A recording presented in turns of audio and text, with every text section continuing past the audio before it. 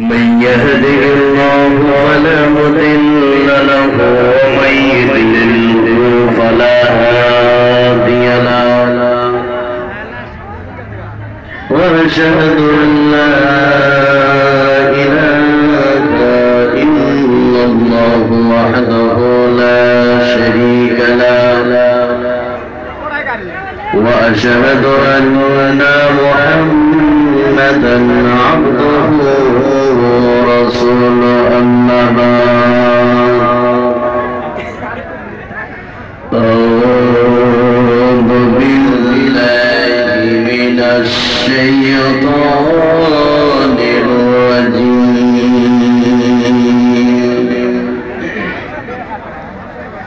بسم الله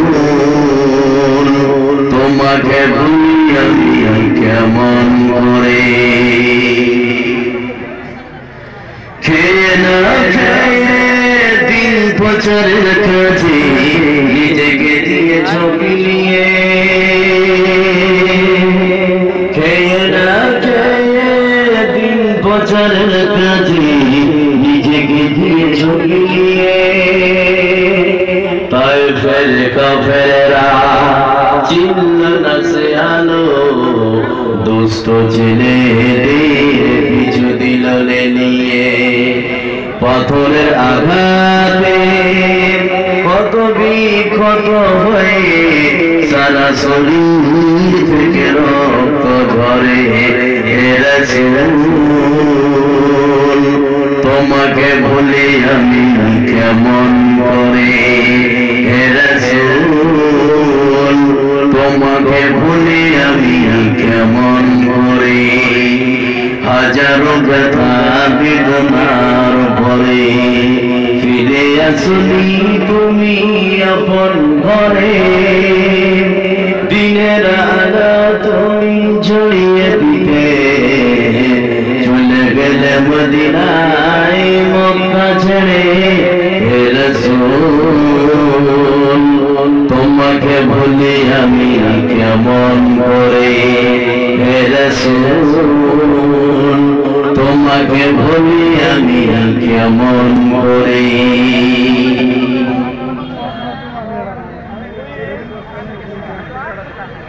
উপস্থিত আজকের সভার মাননীয় ও সম্মানীয় সম্পন্ন আলেমে দ্বীন আজকের সভার সভাপতি সাহেব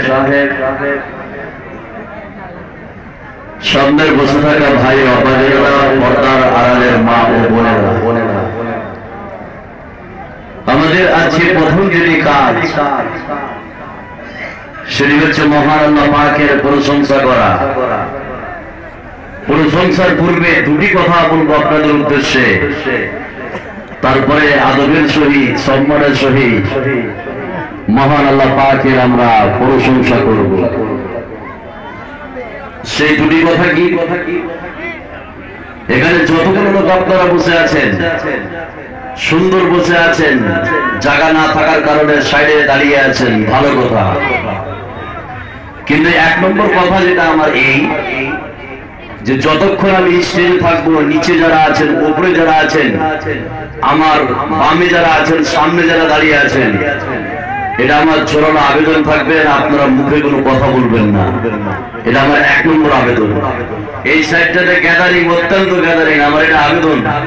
ভাই আপনি কথা বললেন না, যদি কথা বলেন তাহলে এখান থেকে কেটে পড়ুন, আপনার এখানে প্রয়োজন নাই যদি কথা বলেন। এটা আমার আবেদন থাকবে যে আপনারা কেউ কথা বলবেন না। এক।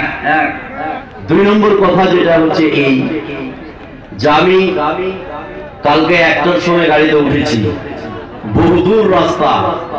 আজকে একটা ট্রেন বিশ্বনাথ চারালি যে ট্রেনটা আছে সেটা ক্যান্সেল হয়ে যাওয়ার কারণে সেটা গাড়িতে আসা গেল। যা হোক, আল্লাহ আপনাকে আমাদেরকে কবুল করেছে, এই জন্য এখানে আমি পৌঁছতে পেরেছি। মাইকম্যান ভাইয়ের উদ্দেশ্যে আমি বলবো যে ইকোটা একটু কমান, হালকা, ডাবলই হচ্ছে কথা। ইকো ভাই একটু কমাবেন, হালকা, বেশি নয়, একটু। এখানে যতগুলো লোক আপনারা বসে আছেন, এবার একটা পরিবেশ হলো, আপনারা শুধু কথা বলবেন না, এটা আমার আবেদন। একটা বিষয় আলোচনা করবো, শুনলে আপনি অবাক হয়ে যাবেন। আজকের দিনে যে বিষয়টা আলোচনা করবো অত্যন্ত গুরুত্বপূর্ণ। এবার আপনারা কথা বললেন না ভাই, এই ভাই কথা বললেন না, এটা আপনারা হাত বলছি, আপনারা কথা বললেন না। ভলান্টিয়ার ভাইরা কই আছেন? এইদিকে কথা বন্ধ করে দিতেন। ভলান্টিয়ার যারা আছেন কথা বন্ধ করে দেন। এখানে একদম সাইলেন্স, কথা বলবেন না। এবার এখানে যতগুলো লোক আছেন একটু সবাই মিলে যেটা আল্লাহ পাকের আমরা প্রশংসা করি, আপনার এবং আমার আমলনামায় নেকি লিখে দিবে কে? এই কথাগুলো লিখে দিবে কে? আল্লাহ। এখানে যতগুলো লোক আছেন একটু শুধু মুখটা খুলবেন আমার সঙ্গে, আমরা প্রশংসাটা খুব জমিয়ে সুন্দর করে আদবের সহিত করব। এই প্রশংসা শুধু আজকে না, প্রতিদিন। একটু কথা বলুন, আজকে না প্রতিদিন? প্রতিদিন। হাতটা নামান। সেই জন্য খাওয়ার সময় প্রশংসা কার? জোরে বলুন, খাওয়ার সময় প্রশংসা কার? ঘুমার সময়, ঘুম থেকে ওঠার সময়, স্ত্রীকে মারার সময় বলবেন না, এটা স্লিপ হয়েছে, কথা বললেন না, একটু শুধু ধৈর্য ধরুন। স্ত্রীকে মারার সময় না পাকের প্রশংসা করা যাবে? যাবে না। যারা করে ফেলেছেন, আপনার স্ত্রী যদি আজকে এসে থাকে আর যদি শুনে যে আমার হাজবেন্ড এই কথা বলেছে, তাহলে কালকে সকালে তিনার উপর শত শত শান্তি ধারা বর্ষিত হোক। আল্লাহুম্মা সাল্লি আলাইহি ওয়া বারিক আলাইহি। আপনাদের সম্মুখে যে বিষয় নিয়ে মঞ্চে উপবিষ্ট হয়েছে খুব গুরুত্বপূর্ণ বিষয়। আজকের বক্তব্য বিষয় হচ্ছে হালাল এবং হারাম। কি বললাম? হালাল এবং হারাম। এখানে যতগুলো লোক আপনারা বসে আছেন, আমি কোরআন থেকে তাফসীর করব। আজকের জন্য হালাল এবং হারাম বিষয়টা বুঝতেই হবে। তো হালাল এবং হারাম, বর্তমান সমাজে যে হারাম জিনিসগুলো চলছে, এই বিষয়গুলো নিয়ে আসার পূর্বে আমি আপনাদের সম্মুখে আপনার 5 থেকে 10 মিনিট আমি উপস্থাপনামূলক কিছু কথা বলবো, একটা ভূমিকা দিব। যতগুলো লোক এখানে বসে আছেন, এই ভূমিকাটা প্রত্যেকটা মানুষ শুনবেন। ভূমিকার পরেই আমার চলে আসবে বর্তমান বিশ্বে যে হারাম কাজগুলো চলছে, আমি একটা একটা করে বলবো। এবার আমি উপস্থাপনা শুরু করছি। যতগুলো লোক আপনারা বসে আছেন, তাহলে একটু মুখটা বন্ধ করে বসুন। আল্লাহ আমাদের কিছু না কিছু উপকার করবে ইনশাআল্লাহ। যাই হোক, আমাদের একটা পর্ব বাদ করে আসছিল যে আমাদের উপস্থাপনা কি। এখানে যতগুলো লোক আপনারা বসে আছেন, হালাল এটি একটি আরবি শব্দ, হারাম এটি একটি আরবি শব্দ। এবার এখানে যতগুলো লোক আছেন, হালাল কাকে বলা হয়, হারাম কাকে বলা হয়, এর ডিফিনেশনটা আমরা একটু জেনে নেব। এগুলো আমার উপস্থাপনা কয়েক মিনিট বলবো। তো হালাল শব্দটা আরবি, হালাল কাকে বলা হয়? আমি বুঝার জন্য ছোট্ট করে বলছি, হালাল বলা হয় ওকে যেটা আল্লাহ পাক এবং বিশ্বনবী আমাদের জন্য জায়েজ করেছেন, বৈধ করেছেন, যেটা খাওয়া যাবে, নেওয়া যাবে, ছোঁয়া যাবে, করা যাবে, সেটাই সাধারণত আমাদের জন্য কি, এই কথা বলুন, সেটা কি হালাল। হারাম হচ্ছে তার উল্টা, হারাম হচ্ছে তার অপোজিট, যেটা আল্লাহ পাক এবং বিশ্বনবী আমাদের জন্য জায়েজ করেন নাই, বৈধ করেন নাই, যেটা খাওয়া যাবে না, নেওয়া যাবে না, ছোঁয়া যাবে না, করা যাবে না, সেটাই সাধারণত আমাদের জন্য কি হারাম। তাহলে হালালও বুঝে নিলাম এবং হারামও বুঝে নিলাম। এবার আপনাকে বলি, হালাল সাধারণত দুই প্রকার। কত প্রকার বললাম? দুই প্রকার। ঠিক অনুরূপ ভাবে হারামও সাধারণত দুই প্রকার। এবার আমি প্রথমে বলবো হালাল সাধারণত দুই প্রকার। সেটা কেমন, এই প্রকার দুটি আমরা জেনে নিই, তারপরে হারামের প্রকারগুলো বলবো। হালাল সাধারণত দুই প্রকার। নাম্বার এক, একটি হালাল হচ্ছে জন্মসূত্রে হালাল, আরেকটি হালাল হচ্ছে প্রাসঙ্গিক কারণে হালাল। জন্মসূত্রে হালাল সেটা কি? গরুর মাংস একে জন্মসূত্রে হালাল করে দিয়েছে কে? কথা বলুন। আপনার খাসির মাংস, উটের মাংস, দুম্বার মাংস একে জন্মসূত্রে হালাল করে দিয়েছে কে? আল্লাহ। আরেকটি হালাল হচ্ছে প্রাসঙ্গিক কারণে হালাল। সেটা কেমন? আপনি এমন একটি পরিস্থিতিতে পড়েছেন, এমন একটি সমস্যায় পড়েছেন, যেখানে আপনি হারাম কিছু না খেলে বাঁচার বিকল্প কোন রাস্তা, কথা বলুন, নাই। এই ক্ষেত্রে সোরের মাংসকে খাওয়া হালাল করে দিয়েছে কে? এই কথা বলুন, করে দিয়েছে কে? এমন একটি পরিস্থিতি বুঝবেন ভালো করে, যেখানে বাঁচার কোনো আর রাস্তা নাই, কোনো খাবার নাই, এই ক্ষেত্রে এটা হচ্ছে হালাল। এবার চলুন, হারাম হচ্ছে দুই প্রকার। একটি হচ্ছে জন্মসূত্রে হারাম, আরেকটি হারাম হচ্ছে প্রাসঙ্গিক কারণে হারাম। সেটা কেমন? জন্মসূত্রে হারাম, সুদ একে জন্মসূত্রে হারাম করে দিয়েছে কে? কথা বলুন। ঘুষ একে জন্মসূত্রে হারাম করে দিয়েছে কে? জিনা একে জন্মসূত্রে হারাম করে দিয়েছে কে? আপনার বেপরদা হয়ে চলা একে জন্মসূত্রে হারাম করে দিয়েছে কে? আল্লাহ। এটা হচ্ছে জন্মসূত্রে হারাম। আরেকটি হারাম হচ্ছে প্রাসঙ্গিক কারণে হারাম। সেটা কেমন? এখানে যতগুলো লোক আপনারা বসে আছেন, গরুর মাংস খাওয়া আমাদের জন্য কি, এক কথা বলুন, আমাদের জন্য কি হালাল। কিন্তু কোন মানুষ যদি রাত্রিবেলায় একটা গরুকে চুরি করে নিয়ে আসে, চুরি করে নিয়ে আসার পরে যদি জবাই করে সুন্দর করে রান্না করে, ওই গরুর মাংস খাওয়া আমাদের জন্য কি হবে? এই কথা বলুন, কি হবে? হারাম। তাহলে কেন হারাম? এখানে মাংসটা হালাল, কিন্তু চুরি সংগঠিত হয়ে যাওয়ার কারণে এই মাংসটাকে হারাম করে দিয়েছে কে? আল্লাহ। এবার এখানে যতগুলো লোক আপনারা বসে আছেন, হালাল শব্দটি কোরআন এবং হাদিসে ব্যাপক অর্থে বর্ণিত হয়েছে। এর গভীরতা হচ্ছে অনেক, এর বিশালতা হচ্ছে অনেক। আর হারাম শব্দটা কোরআন এবং হাদিসে বর্ণিত হয়েছে সিম্পল অর্থে, ছোট অর্থে, খুবই নগণ্য অর্থে। সেটা কেমন? দুটি কথা বললে আপনারা বুঝতে পারবেন যে হালাল শব্দটা কত বিশাল। দুটি কথার মাধ্যমে বুঝতে পারবেন। এখানে যতগুলো লোক আপনারা বসে আছেন, একটা বড় এলপিতে সরিষা লোড আছেন। সরিষা বুঝেন? এই সরিষা বুঝেন? সরিষা লোড আছেন, যেটা আমরা তেল খাই। আর একটা বড় এলপিতে আপনার বাঁধাকপি বা ফুলকপি লোড আছে। এখানে যতগুলো লোক আপনারা বসে আছেন, আপনাদেরকে যদি আমি বলি যে কোনটা গুনে তাড়াতাড়ি শেষ করতে পারবেন, কোনটা শেষ করা যাবে? এই কথা বলি, কোনটা? কপি। সরিষা গুণা শেষ করা সম্ভব কি? সম্ভব কি? তাহলে যেটাই গুণে শেষ করা সম্ভব নয়, সেটাই হচ্ছে হালাল। সেটাই হচ্ছে কি? হালাল। এবার এখানে যতগুলো লোক বসে আছেন, এবার একটা অসুল বলছি আপনাদেরকে, অসুল। সেটা কি? বিশ্বের সব কিছুই হচ্ছে হালাল। আপনি চোখ দিয়ে যা কিছু দেখতে পান, চোখের সামনে এবং চোখের বাইরে যা কিছু দেখতে পান, সব কিছুকে হালাল করে দিয়েছে কে? এই কথা বলুন, হালাল করে দিয়েছে কে?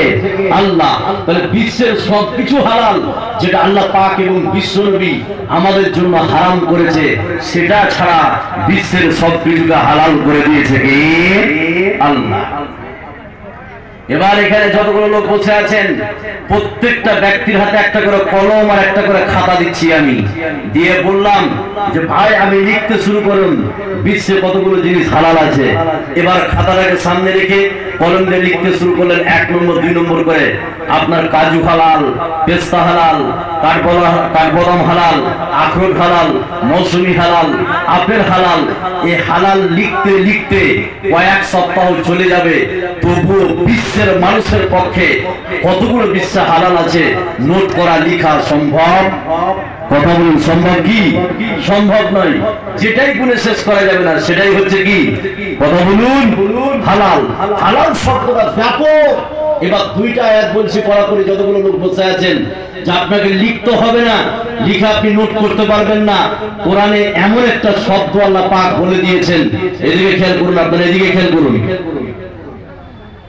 কোরআনে এমন একটা শব্দ বলে দিয়েছে, যেই শব্দটা আপনি যদি মনে রাখেন তাহলে বুঝে নেবেন বিশ্বের কতগুলো জিনিস আল্লাহ পাক আপনার আমার জন্য হালাল করেছে।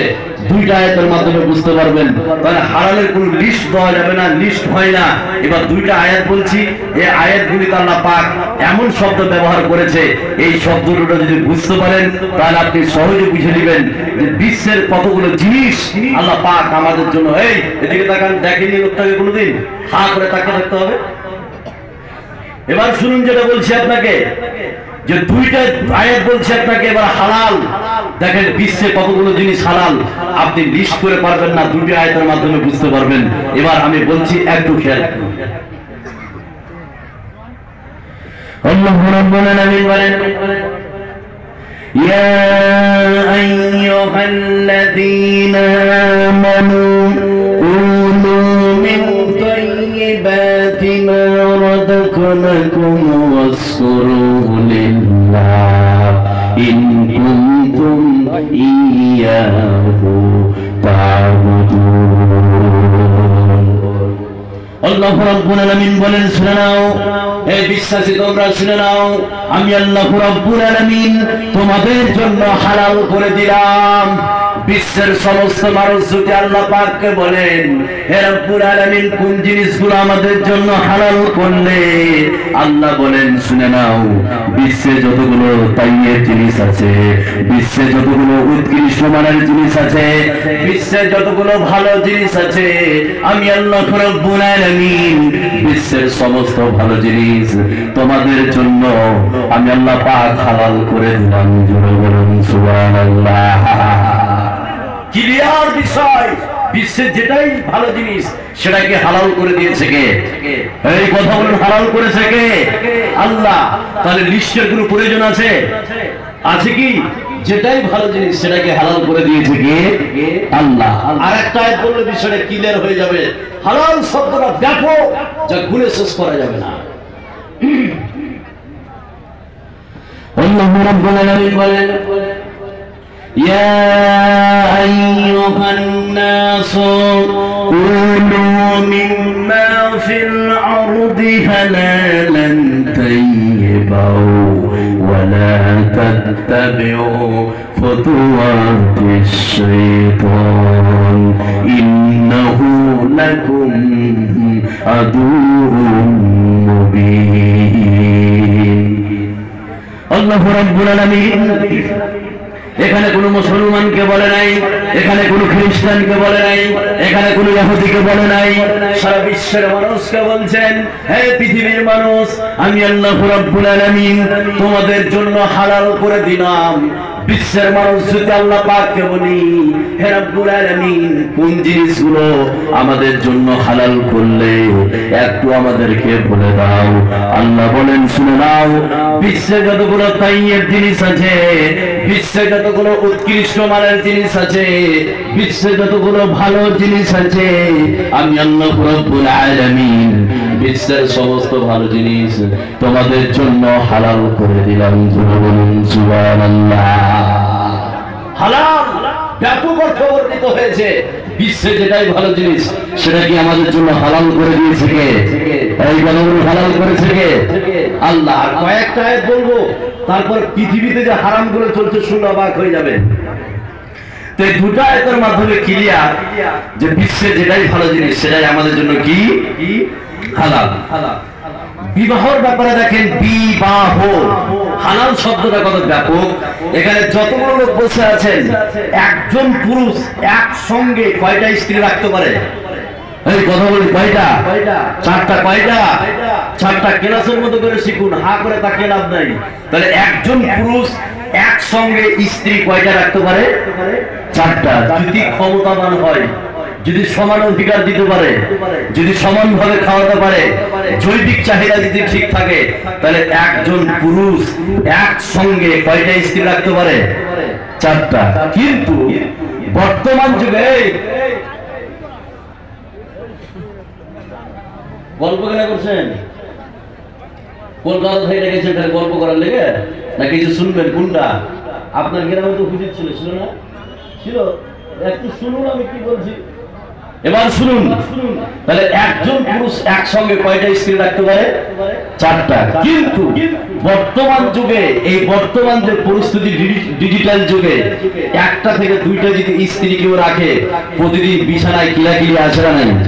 কথা বলুন, আছে না নাই? যার দুইটা স্ত্রী, ওকে জিজ্ঞেস করুন পার্সোনাল নিয়ে গিয়ে, ও বলবে যে কলিজা খেয়ে নিয়েছে, দুইজন স্ত্রী আছে না নাই? আছে। তো চারজন স্ত্রী একজন পুরুষ রাখতে পারে যদি সমান অধিকার দিতে পারে চারটা স্ত্রীকে। তাহলে এই চারটা স্ত্রী যে আপনি রাখবেন, বিশ্বের কতগুলো মহিলা আপনার জন্য আল্লাহ পাক হালাল করেছে, একটা এক বললে আপনি অবাক হয়ে যাবেন যে চারটা স্ত্রী তো আপনি রাখবেন, তো পৃথিবীর কতগুলো নারী আপনার জন্য হালাল, একটি আয়াতের মাধ্যমে বুঝতে পারবেন। একটু খেয়াল করুন। আল্লাহ রাব্বুল আলামিন বলেন, حرمت عليكم أمهاتكم وبناتكم وأخواتكم وعماتكم وخالاتكم وبنات الأخ। আল্লাহ রাব্বুল আলামিন বলেন, শুনে নাও, আমি তোমাদের জন্য হারাম করলাম তোমার মাকে বিয়ে করা, আমি তোমাদের জন্য হারাম করলাম তোমার মেয়েকে বিয়ে করা, আমি তোমাদের জন্য হারাম করলাম তোমার বোনকে বিয়ে করা, আমি তোমাদের জন্য হারাম করলাম তোমার ফুফিকে বিয়ে করা, আমি তোমাদের জন্য হারাম করলাম তোমার খালাকে বিয়ে করা। এইভাবে করে করে বিশ্বের পৃথিবীতে এমন 14 প্রকারের নারী আছে যে 14 প্রকারের নারীকে আপনি বিয়ে করতে পারবেন না, সেটা আল্লাহ হারাম করে দিয়েছেন। এই 14 প্রকারের নারী ছাড়া বিশ্বের কোটি কোটি নারীকে আল্লাহ পাক বিয়ে করা আপনার আমার জন্য হালাল করে দিয়েছেন। সুবহানাল্লাহ। বিশ্বে 14 প্রকারের নারীকে আপনি বিয়ে করতে পারবেন না। বাংলাদেশের মেয়েকে বিয়ে করতে পারবেন, নেপালের মেয়েকে বিয়ে করতে পারবেন, ভুটানের মেয়েকে বিয়ে করতে পারবেন, সৌদি আরবের মেয়েকে বিয়ে করতে পারবেন, শুধু 14 প্রকারের নারীকে আপনি বিয়ে করতে পারবেন না। এই 14 প্রকারের নারী ছাড়া আল্লাহ রাব্বুল আলামিন আপনার আমার জন্য হাজার হাজার কোটি কোটি মেয়েকে বিয়ে করা হালাল করে দিয়েছে। সুবহানাল্লাহ। এতগুলো হালাল, তারপরও স্বামীরা অবৈধ পরকীয়ে যুক্ত হয় না? এই কথা বলি, হয় কি হয় না? এবার আপনাকে আমি বলছি, 3টা আয়াত বললাম, আমি এতক্ষণ দেখালাম যে হালাল শব্দটি হচ্ছে বিশাল, এটা গুণে শেষ করা সম্ভব নয়। এবার এটাকে বন্ধ করুন। এবার চলুন হারাম। হারামের ব্যাপারে 2টা আয়াত বলে বর্তমান সমাজে হারামগুলো চলছে, আপনাকে বললে আপনি অবাক হয়ে যাবেন। সরাসরি কোরআন থেকে বলবো একদম। এবার এতক্ষণ আমি হালাল বললাম যে আমরা এই বিষয়ে ক্লিয়ার হয়ে গেলাম যে হালাল শব্দটি হচ্ছে ব্যাপক, হালাল শব্দটি হচ্ছে বিশাল। বিশ্বের সব কিছু হালাল যেটা আল্লাহ পাক এবং বিশ্বনবী আমাদের জন্য হারাম করেছে সেটা ছাড়া। কথা বুঝছেন না? এবার এটাকে আপনারা জমা রাখুন। এবার চলুন হারাম। হারাম শব্দটা কোরআন এবং হাদিসে বর্ণিত হয়েছে সিম্পল অর্থে, খুবই ছোট অর্থে, খুবই নগণ্য অর্থে। আমি একটু আগে বললাম যে বেশি জিনিস গুণা যাবে তাড়াতাড়ি না কম জিনিস? কথা বলুন, কোনটা? কম জিনিস। তাহলে যেটাই গুণা যাবে তাড়াতাড়ি সেটাই হচ্ছে হারাম। সেটা হচ্ছে কি? হারাম। সেই জন্য কোরআন এবং হাদিসে যেখানে হারামের কথা বলেছেন আল্লাহ প্রায় জায়গায় গুনে গুনে বলে দিয়েছে। কথা বুঝলেন না? তোমাদের জন্য এটা হারাম, ওটা হারাম, উমুক হারাম, তুমুক হারাম। যেখানেই কোরআন এবং হাদিসে হারামের কথা বলেছেন প্রায় জায়গায়, প্রায় শব্দটা মনে রাখেন, প্রায় জায়গায় গুনে গুনে বলে দিয়েছেন। সুবহানাল্লাহ বলবেন না? দেখেন কিভাবে গুনে গুনে বলেছে। হারাম কত সীমিত, এরপর হারামের দিকে মানুষ স্থাপিত হয়। হালাল এতগুলো জিনিস করেছে, হালালের দিকে আর যাই না। এবার হারামগুলোকে আল্লাহ পাক গুনে গুনে বলে দিয়েছে প্রায় জায়গায়। দুইটা আয়াত বললে আপনারা বুঝতে পারবেন হালাল হারাম শব্দটি কোরআন এবং হাদিসে বর্ণিত হয়েছে খুবই সিম্পল অর্থে, বললে আপনারা বুঝতে পারবেন। আল্লাহ রাব্বুল আলামিন বলেন, ইয়া আইয়ুহাল্লাযীনা আমানু ইন্নামাল খামরু ওয়াল মাইসিরু ওয়াল আনসাবু ওয়াল আজলামু রিজসুম মিন আমালিশ শাইতান ফাজতানিবুহু লাআল্লাকুম তুফলিহুন। আল্লাহ রাব্বুল আলামিন বলেন, হে বিশ্বাসী তোমরা শুনে নাও, আমি তোমাদের জন্য হারাম করলাম মদ, আমি তোমাদের জন্য হারাম করলাম জুয়া, আমি তোমাদের জন্য হারাম করলাম ভাগ্য নির্ধারণ, আমি তোমাদের জন্য হারাম করলাম প্রতিমা পূজারি।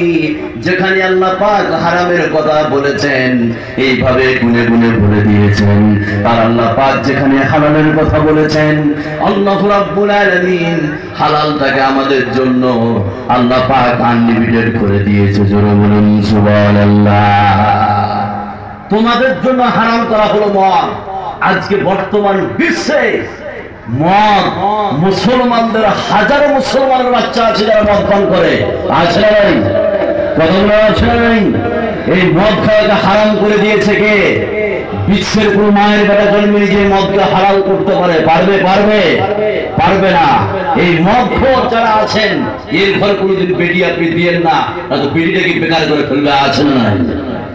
আমি আজকে পরিষ্কার করে বলতে চাই, বেটা মদ খোর, হারাম খোর বেটা, তুমি মদ খেয়ে আসো, মদ খেয়েছে তোমার মাকে তুমি স্ত্রী বলা, আছে না নাই? নাউজুবিল্লাহ বলুন। নিজের স্ত্রী, হারাল স্ত্রীকে মদ খেয়েছে স্ত্রী বলে না, মা বলে, আছে না নাই? তাহলে আল্লাহ পাক হারাম করেছে মদকে। কাকে? মদ। দুই, জুয়া খেলা হারাম করে দিয়েছে। এবার এখানে যতগুলো লোক আপনারা বসে আছেন একটু করে খেয়াল করুন। এই যে কিছুদিন আগে বিশ্বকাপ গেল, জানছেন না আপনারা? যতগুলো যুবক, যতগুলো নারী পুরুষ মোবাইলে ড্রিম 11 খেলা লাগাচ্ছে, এই ড্রিম 11 খেলা লাগাকে হারাম করে দিয়েছে কে? কতগুলো হারাম করেছে কে? এটা হচ্ছে জুয়া। বিশ্বের কোন মায়ের বেটাকে হালাল করতে পারবে না। পারবে? মোবাইলে যতগুলো গেমস আছে, আমি আজকে যুবককে পরিষ্কার করে বলতে চাই, বেটা তুমি শুনো, প্রতিদিন তুমি হারাম কাজ করছো, যেটা অবৈধ, যেটা প্রতিদিন মোবাইলে করছো। সেটা কি? মোবাইলে ক্যারাম বোর্ড আছে না? এই ক্যারাম বোর্ড খেলা মুসলমানদের জন্য হারাম করেছে কে? মোবাইলে যতগুলো লুডু আছে, এই লুডু খেলাকে হারাম করে দিয়েছে কে? আপনার মোবাইলে আছে ফ্রি ফায়ার, পাবজি, আছে না? দেখেছেন আপনারা? এই সমস্ত রকমের খেলাকে হারাম করে দিয়েছে কে? আল্লাহ। তাহলে এক নম্বর আল্লাহ বলেন মদ হারাম, দুই নম্বরে জুয়া হারাম, তিন নম্বরে ভাগ্য নির্ধারণ হারাম। সেটা কেমন? এখানে যতগুলো লোক আপনারা বসে আছেন, আমার পশ্চিম বাংলার আমি কথা বলি, যে আমাদের এলাকায় বাবুন আছে, বাবুন বুঝেন, গণক বুঝেন, হাত দেখে যারা, হাত দেখে এভাবে বলছে যে মৌলানা সাহেব নাম, আপনার হাতটা দেখান তো। বলে হ্যাঁ, আপনার 5টা বিয়ে হবে আর 25টা বাচ্চা হবে, সামনে একটা বিপদ আছে, আছে না নাই? বলে। এবার আপনাকে একটা কৌশল শিখিয়ে দিচ্ছি, যারা গণকের কাছে হাত দেখান, এটা হচ্ছে শিরক। বিশ্বের কোন মেয়ের বেটাকে হালাল করতে পারবে না, এটা হচ্ছে হারাম, এটা হচ্ছে শিরক। এবার বাবুল হাত দেখে বলছে যে আপনার 5টা বিয়ে হবে আর 25টা বাচ্চা হবে আর সামনে একটা বিপদ আছে, বলে না? এবার হাতটাকে যখন ছেড়ে দিবে, ছেড়ে দেওয়ার পরে ওকে ঝেড়ে একটা পয়সা চড় মারেন। এবার ও যদি আপনাকে বলে যে ভাই তুমি আমাকে চড় মারলে কেন, তো বলে ভাই তুমি তো একটু আগে দেখলে যে আমার 5টা বিয়ে হবে, 25টা বাচ্চা হবে, সামনে একটা বিপদ আছে, তো এইটা কি হাতে নাই যে চড় মারার কথাটা, যে একটু আগে চড় মারবে? তো তুমি আমাকে বলে দিলে ভাই চড় মারার কথা আছে, আমাকে কিন্তু চড় মারিও না, কথা বলছেন না? এগুলো হচ্ছে আপনার হারাম। তাহলে হারাম যেগুলো আল্লাহ পাক বলেছেন প্রায় জায়গায় গুনে গুনে বলে দিয়েছে। কি করে বলেছে? গুনে গুনে বলে দিয়েছে। এবার আরেকটা আয়াত বলছি, তারপর আমার ভূমিকা শেষ, এই বিষয়ের কথা বলবো না। এবার হারাম যেগুলো সমাজ আছে একটা একটা করে বলবো, আপনি শুনলে অবাক হয়ে যাবেন। বিরক্ত হচ্ছেন? খারাপ লাগছে? লাগছে কি? লাগে না? আপনারা শুনে উঠবেন না, বহু দূর থেকে এসেছি খুব আশা নিয়ে। এবার চলুন আরেকটা আয়াত বলে আমার ভূমিকা শেষ করছি, যে হারাম গুলো আল্লাহ পাক গুনে গুনে বলে দিয়েছে, এটা হারাম, ওটা হারাম, অমুক হারাম, তমুক হারাম, বললে আপনারা বুঝতে পারবেন। আল্লাহ রাব্বুল আলামিন বলেন, ইন্নামা হারামা আলাইকুমুল মাইতাতা ওয়াদ-দামা ওয়া লাহমাল খিনজিরি ওয়া মা উহিল্লা বিহি লিগাইরিল্লাহ। আল্লাহ রাব্বুল আলামিন বলেন, শোনাও, আমি তোমাদের জন্য হারাম করলাম মরা প্রাণী, আমি তোমাদের জন্য হারাম করলাম শুকরের মাংস, আমি তোমাদের জন্য হারাম করলাম রক্ত। যেখানে আল্লাহ পাক হারামের কথা বলেছেন প্রায় জায়গায় গুনে গুনে গুনে গুনে গুনে গুনে বলে দিয়েছেন। আর আল্লাহ পাক যেখানে হালালের কথা বলেছেন, হালালটাকে আল্লাহ পাক আমাদের জন্য আনলিমিটেড করে দিয়েছে। সুবহানাল্লাহ। তোমাদের জন্য হারাম করা হলো মরা প্রাণী। বিশ্বে পৃথিবীতে দুটা মরা প্রাণী আছে, মরে গেছে, ভিতরে জান নাই, নিঃশ্বাস বেরিয়ে গিয়েছে, দুটা মরা প্রাণী আপনি খেতে পারবেন, সেটাকে হালাল করে দিয়েছে কে? কথা বলুন। মরা প্রাণী হারাম, কিন্তু দুইটা মরা প্রাণী খেতে পারবেন। সুবহানাল্লাহ বলবেন না? শুনতে রাজি আছেন? নাম্বার 1, মরে গেছে, ভিতরে প্রাণ নাই, নিঃশ্বাস নাই, বেরিয়ে গিয়েছে, মরে গেছে, আপনি খেতে পারবেন। সেটা হচ্ছে কি? মাছ। আপনারা বলবেন আগে থেকে জানি যে মাছ মরলে খাওয়া যায়, এটা জানেন না? তাহলে একটা প্রাণী হচ্ছে কি? মাছ, মরে গেছে, আপনি খেতে পারবেন। নাম্বার 2, এই পৃথিবীতে আরেকটা প্রাণী আছে যেটা মরে গেছে, নিঃশ্বাস বেরিয়ে গেছে, সেটা হচ্ছে টিড্ডি, সেটা হচ্ছে পঙ্গুপাল। ফড়িং জাতীয় একটা প্রাণী আছে, বুখারীর বর্ণনা যে টিড্ডি, পঙ্গুপাল, ফড়িং জাতীয় একটা প্রাণী, যেটা আপনি পাবেন আরব আমিরাত, দুবাই, মিশর, কুয়েত, ইন্দোনেশিয়া, মালয়েশিয়া, এই সব দেশে আপনি গেলেন এই সব প্রাণী পেয়ে যাবেন। মরে পড়ে আছেন, আপনি উঠিয়ে নেবেন, ধুয়ে চিংড়ি মাছের মতো করে ভেজে খাওয়াকে হালাল করে দিয়েছে কে? কথা বলুন। আল্লাহ। এবার এখানে একটা তথ্য দিয়ে আমি ভূমিকাটা শেষ করছি, তারপরে চলে আসি মেন বিষয়ে। আপনি একটু ধৈর্য ধরুন, খুব ভালো লাগবে, এটা আমি আশাবাদী। এখানে আমি বললাম মরা প্রাণী, মাছ মরে গেছে, খাওয়া যাবে কি যাবে না? গরু যদি মরে পড়ে থাকে খাওয়া যাবে? তাহলে গরুও হালাল, মাছও হালাল জীবিত অবস্থায়। গরু মরে গেছে খেতে পারবেন না, মাছ মরে গেছে খাওয়া যাবে কেন? এটা প্রশ্ন আছে না নাই? এবার এখানে যতগুলো লোক আপনারা বসে আছেন, আপনাকে একটা তথ্য দিচ্ছি, বুঝতে পারবেন খুবই সহজে। মাছ মরে গেছে খেতে পারবেন, গরু মারা গেছে কেন খেতে পারবেন না? এখানে আমি একটা কথা বলি, প্রত্যেকটা কেনর কিন্তু উত্তর হয়, কথা বলুন, হয় না। এবার এখানে যদি যতগুলো লোক আছেন, আপনি যদি বলেন যে জোহরের নামাজ ফরজ 4 রাকাত, তো আল্লাহ 6 রাকাত কেন করলে না? এই কেনের কোন উত্তর আছে? কথা বলুন, আছে কি? আল্লাহ ভালো জানে কেন করেছে। কথা বলছেন না? এখানে মেডিকেল সায়েন্স বলে দিয়েছে একটা গরু মারা গেলে খাওয়া যাবে না, কিন্তু মাছ মারা গেলে খাওয়া যাবে। কেন? এখানে যতগুলো লোক বসে আছেন, মানুষ এবং স্থলভাগের প্রাণী, গরু বলেন, চতুষ্পদ জন্তু বলেন, আপনার খাসি বলেন, উট বলেন, দুম্বা বলেন, মানুষ যেরকম তার মুখ থেকে কার্বন ডাই অক্সাইড 20 ছাড়ে প্রতি মুহূর্তে, ছাড়ে না? ছাড়ে। আর বিশুদ্ধ অক্সিজেন গ্রহণ করে 20.5, আর নাই কি বিশুদ্ধ অক্সিজেন। আপনি যখন 20 করে ছাড়লেন মুখ থেকে কোন অক্সিজেন, সেটাকে গ্রহণ করে গাছ, সেটাকে গ্রহণ করে কি? গাছ, আমরা দেখতে পাই না। তো এই মানুষ যে 20 করে অক্সিজেন ছাড়ে প্রতিটা মুহূর্তে, আর শুদ্ধ অক্সিজেন টানে, মানুষের মতো করে গরুও 20 অক্সিজেন ছাড়ে। কথা বুঝছেন না? একটা গরু 20 অক্সিজেন ছাড়ে। এবার গরুটাকে যদি জবাই করে দেন, এই জবাই করার ফলে রক্তের সঙ্গে যে অক্সিজেন ছিল বেরিয়ে চলে আসবে আপনার খারাপ পদার্থগুলো, সেই ক্ষেত্রে মাংসটাকে হালাল করে দিবে কে? আল্লাহ। আর গরু যখন মরে যাবে তার ভিতরে অক্সিজেন থেকে যাবে, বিষাক্ত অক্সিজেন, কার্বন ডাই অক্সাইড, সেটা রক্তের সাথে মিশে মাংসে অ্যাটাক করবে। এই জন্য মরা প্রাণী আপনি যদি রক্ত বইয়া না খান তাহলে ওই মাংস বা গোশত খেলে হাজার রকম অসুখ আপনার ভিতরে আছে। কথা বুঝছেন না? এবার মাছ, মাছের বিষয়ে আজকে আধুনিক বিজ্ঞান বলেছে যে মাছ বিশুদ্ধ, আপনার খারাপ বিষ অক্সিজেন ছাড়ার কোনো ব্যাপার, কথা বলুন নাই, পানি ফলে থাকে, আপনার খারাপ অক্সিজেন ছাড়ার কোনো ব্যাপার নাই। এই জন্য মাছ মরে গেলে সেটা খেতে পারবেন, তাতে কোনো ক্ষতি নাই। এটা বুঝতে পারলেন? আচ্ছা, এতক্ষণ যে আমি কথা বললাম এটা আমার ভূমিকা ছিল। এবার চলুন বর্তমান সমাজে যে হারাম জিনিসগুলো চলছে, কয়েকটা হারামের কথা বলবো, আপনি অবাক হয়ে যাবেন।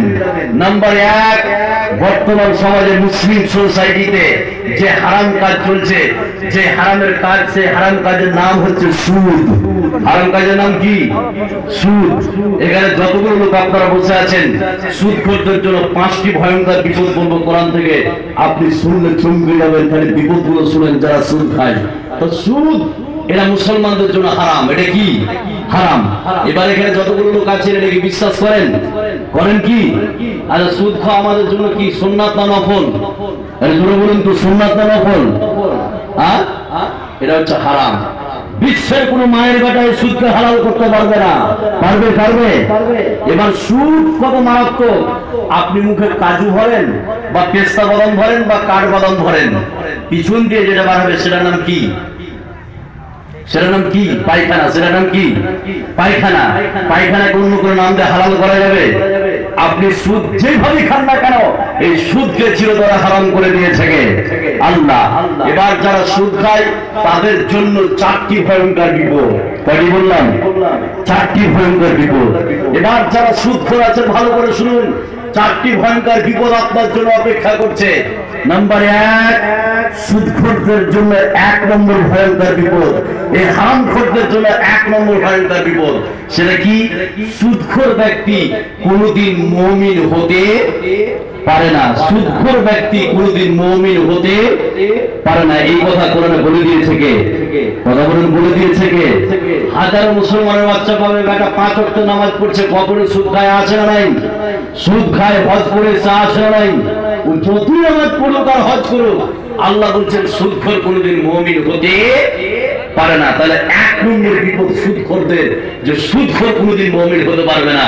এই কথা কোরআনের মধ্যে বলে দিয়েছে কে? আল্লাহ। এবার আয়াতটা বলছি, 4টি ভয়ঙ্কর বিপদ খালি শুনুন, আপনি চমকে যাবেন। আল্লাহ রাব্বুল আলামিন বলেন, ইয়া আইয়ুহাল্লাযীনা আমানু তাকুল্লাহা ওয়া দারু মা বাকিয়া মিনার রিবা ইন কুনতুম মুমিনিন। আল্লাহ রাব্বুল আলামিন বলেন, হে বিশ্বাসী তোমরা শুনে নাও, তোমরা যারা সুদ খাচ্ছ, সুদের বাকিয়া তোমরা ছেড়ে দাও যদি তোমরা মুমিন হতে চাও। এখানে যতগুলো লোক আপনারা বসে আছেন, তাহলে মুমিন হওয়ার পূর্বের শর্ত হচ্ছে সুদ ছেড়ে দেওয়া। বিশ্বের পৃথিবীতে যারা সুদ খায়, বিশ্বের পৃথিবীতে যারা সুদের টাকা দিয়ে রেখেছেন, আল্লাহ রাব্বুল আলামিন বলেন এই সুদখোর কোনদিন মুমিন হতে পারে না। জোরে বলুন নাউযুবিল্লাহ। 1 নম্বর বিপদ, যে সুদখোর কোনদিন মুমিন হতে পারে না। নাম্বার 2, এখানে যতগুলো লোক আপনারা বসে আছেন, সুদখোরদের জন্য 2 নম্বর বিপদ অপেক্ষা করছে। 2 নম্বর বিপদ। কত বড় বিপদ? এখানে একটা কথা বললে আপনারা বুঝতে পারবেন যে 2 নম্বর বিপদ হচ্ছে এই, সুদখোর কোনদিন, সুদখোর ব্যক্তিকে আল্লাহ পাক ধ্বংস করে দিবে, ফকির করে দিবে। এই কথা কোরআনে বলে দিয়েছে কে? কথা বলুন। তাহলে সুদখোর একদিন ধ্বংস হবেই, সুদখোর একদিন ফকির হবেই। সে যদি ফকির না হয় তার ছেলে হবে, তার ছেলে না হয় তার ছেলে হবে। সুদখোর একদিন ফকির হবেই, এটাই চূড়ান্ত বলে দিয়েছে কে? এই কথা বলে দিয়েছে কে? তাহলে 1 নম্বর হচ্ছে সুদখোর মুমিন হতে পারবে না। দুই, সুদখোরদেরকে ফকির বানিয়ে দিবে কে? আল্লাহ। এর প্রমাণ এবার একটা বলছে, খুব খেয়াল করুন, চারটি ভয়ঙ্কর বিপদ বলবো, আপনি শুনলে অবাক হয়ে যাবেন।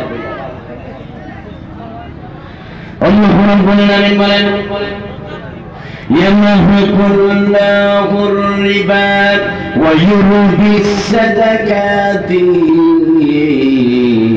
والله لا يحب كل كفار عصيم।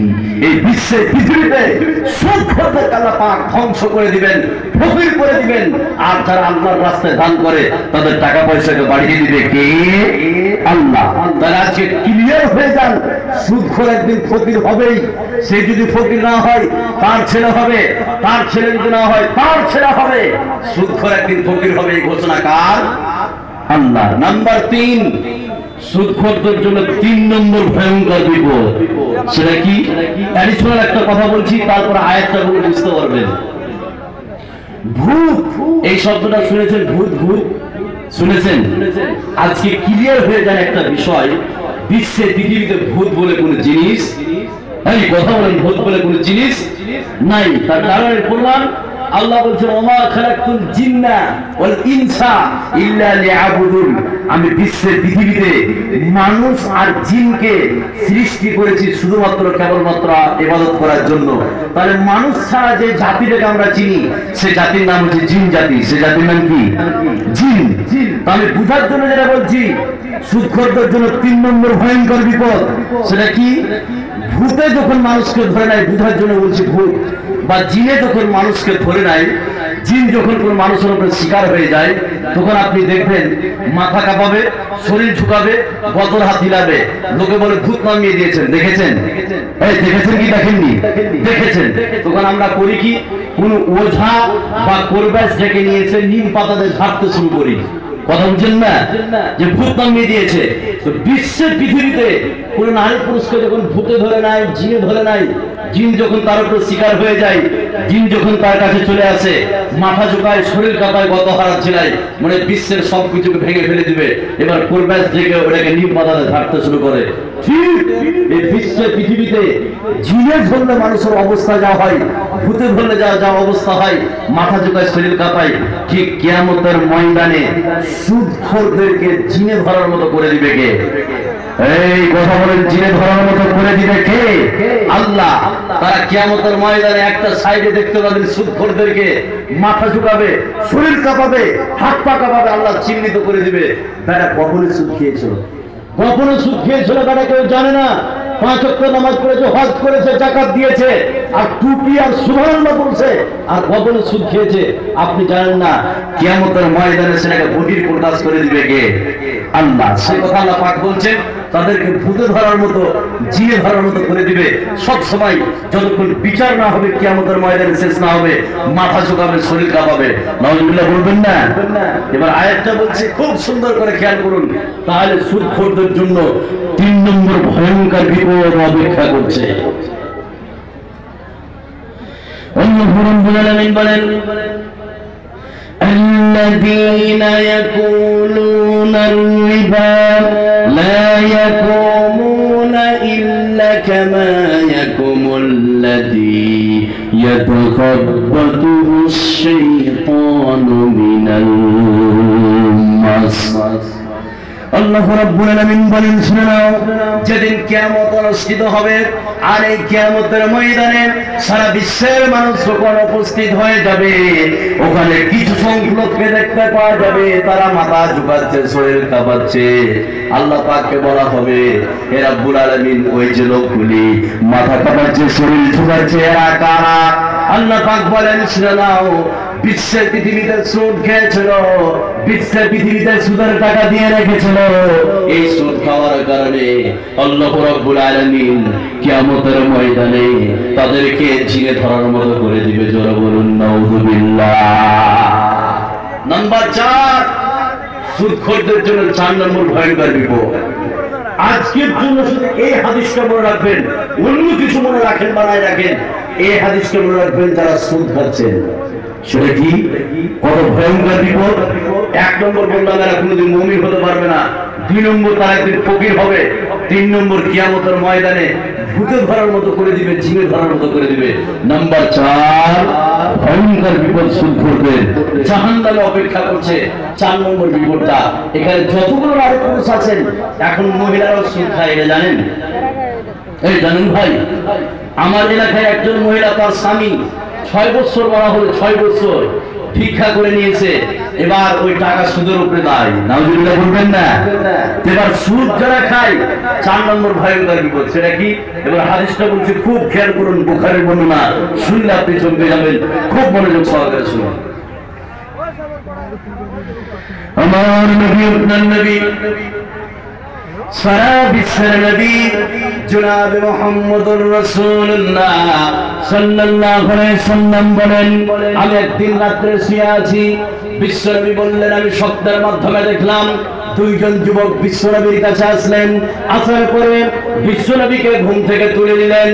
বিশ্বনবী বললেন, ঘুম থেকে তোলার পরে 2 জন যুবক বিশ্বনবীর 2 বাহু ধরে বিশ্বনবীকে নিয়ে যেতে শুরু করলেন। বিশ্বনবী বললেন, আমি যেতে শুরু করলাম। বিশ্বনবী বললেন, আমি যেতে শুরু করলাম। যেতে যেতে যেতে যেতে যেতে যেতে যেতে এমন একটি জায়গায় পৌঁছলাম, দেখলাম সেখানে একটা সামনের দিকে একটা রক্তের নদী প্রবাহিত হচ্ছে, আর রক্তের নদীর মাঝামাঝি স্থানে একজন ব্যক্তি ডুবছে, উঠছে, ডুবছে, উঠছে, ডুবছে, উঠছে, আর রক্তের নদীর কিনারায় একজন ব্যক্তি পাথর নিয়ে দাঁড়িয়ে আছে। যে ব্যক্তি রক্তের নদীর মাঝামাঝি স্থানে ডুবছে, উঠছে, সে যখন হেলে উপরে আসবার চেষ্টা করছে, যে ব্যক্তি রক্তের কিনারায় পাথর নিয়ে দাঁড়িয়ে আছে তার মাথাতে ছেড়ে আবার রক্তের নদীর মাঝামাঝি স্থানে করে দিচ্ছে। নাউযুবিল্লাহ। বিশ্বনবী সঙ্গী সাথীকে বললেন, ও সঙ্গী সাথী, এই লোকটাকে রক্তের নদীতে পাথর দিয়ে কেন পিটানো হচ্ছে? লোকটা কি চুরি করেছিল বলে না, লোকটা কি ডাকাতি করেছিল বলে না, লোকটা কি ছিনতাই করেছিল বলে না, তাহলে কেন পাথর দিয়ে রক্তের নদীতে পিটানো হচ্ছে? সঙ্গী সাথী বিশ্বনবীকে বললেন, ইয়া রাসূলুল্লাহ, ও আল্লাহর নবী, ও দয়ার নবী, লোকটি হচ্ছে সুদখোর, বিশ্বের পৃথিবীতে সুদের টাকা দিয়ে রেখেছিল, বিশ্বের পৃথিবীতে সুদ খেয়েছিল, সুদ খাওয়ার কারণে আল্লাহ রাব্বুল আলামিন রক্তের নদীতে পাথর দিয়ে পিটিয়ে শাস্তি দিচ্ছে। জোরে বলুন নাউযুবিল্লাহ। আর সুদ খাবেন? এখানে যতগুলো লোক আছে, কারা কারা সুদ খান একটু হাত উঠানো দেখি। কারা কারা সুদ খান ভাই? কয়েকজন হাত উঠে দিয়ে মাথা চুলকে শুরু করেছে, বুঝতে পারেনি। কথা বলছেন না? তাহলে সুদখোরদের জন্য এই আযাব অপেক্ষা করছে। এবার এখানে যতগুলো লোক আপনারা বসে আছেন, মা বোন যারা আছেন, মা বোনদেরকে বলছি, আপনার যদি স্বামী সুদ খায়, আপনি রুখেন না, ভয়ঙ্কর হাদিস আসছে এরপরে, তাহলে একটু খেয়াল করুন। কিছু বলছেন কি বলেন না?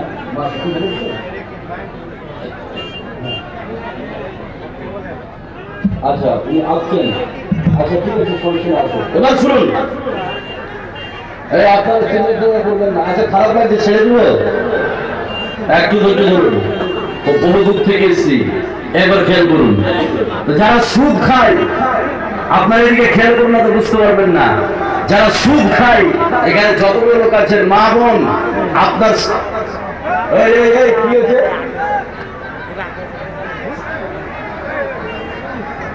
আপনার বসুন, বসুন, বসুন।